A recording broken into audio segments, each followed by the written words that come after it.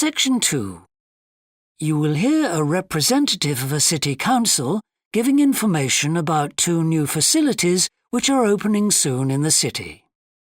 First, you have some time to look at questions 11 to 14.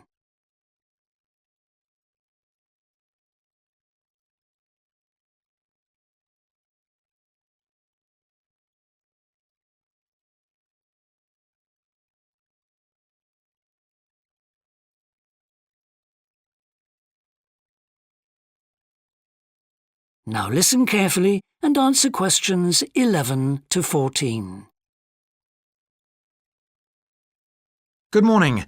I'm very pleased to have this opportunity to say a little about 2 exciting new developments in the city: the Brackenside open-air swimming pool and the Children's Adventure Playground in Central Park. As many of you may know, the idea for these initiatives came from you, the public, in the extensive consultation exercise which the City Council conducted last year. And they have been realised using money from the SWRDC, the South West Regional Development Commission. First of all, Brackenside Pool. As many of the older members of the audience will remember, there used to be a wonderful open-air pool on the seafront 30 years ago, but it had to close when it was judged to be unsafe. For the design of this new heated pool, we were very happy to secure the talents of internationally renowned architect Ellen Wendon, who has managed to combine a charming 1930s design, which fits in so well with many of the other buildings in the area, with up-to-the-minute features such as a recycling system, the only one of its kind in the world, which enables seawater to be used in the pool.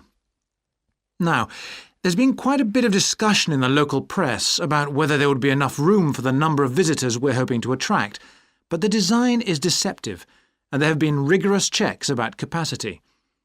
Also, just in case you were wondering, we're on schedule for a June the 15th opening date, and well within budget, a testimony to the excellent work of local contractors Hickmans.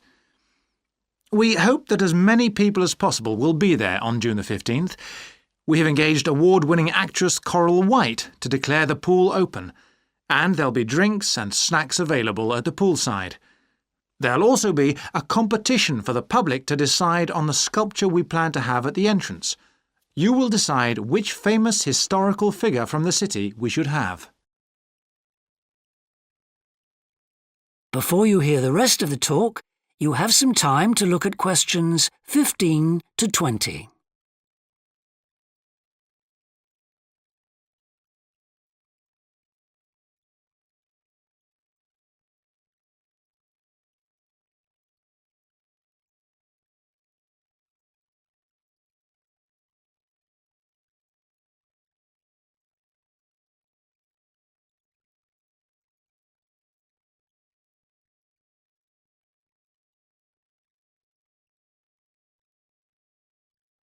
Now listen and answer questions 15 to 20.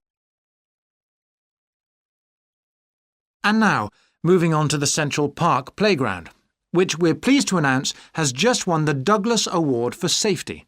The news came through only last week. The unique design is based on the concept of the global village, with the playground being divided into 6 areas showing different parts of the world, each with a representative feature. For example, there is a section on Asia, and this is represented by rides and equipment in the shape of snakes, orangutans, tigers and so on, fauna native to the forests of the region. Moving south to the Antarctic, we couldn't run to an ice rink, I'm afraid, but opted instead for climbing blocks in the shape of mountains. I thought they could have had slides for the glaciers, but the designers did want to avoid being too literal. Then on to South America. And here the theme is El Dorado, games replicating the search for mines full of precious stones. And then, moving up to North America, here there was considerable debate. I know the contribution of cinema and jazz was considered, but the designers finally opted for rockets and the International Space Station. Eastwards to Europe then, and perhaps the most traditional choice of all the areas, medieval castles and other fortifications. Then last but not least, moving south to Africa, and a whole set of wonderful mosaics and trails to represent the great rivers of this fascinating and varied continent.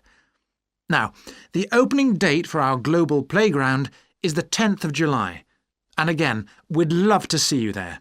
So, make a date and come and see this magnificent, original new amenity right in the heart of the city. That is the end of section 2. You now have half a minute to check your answers.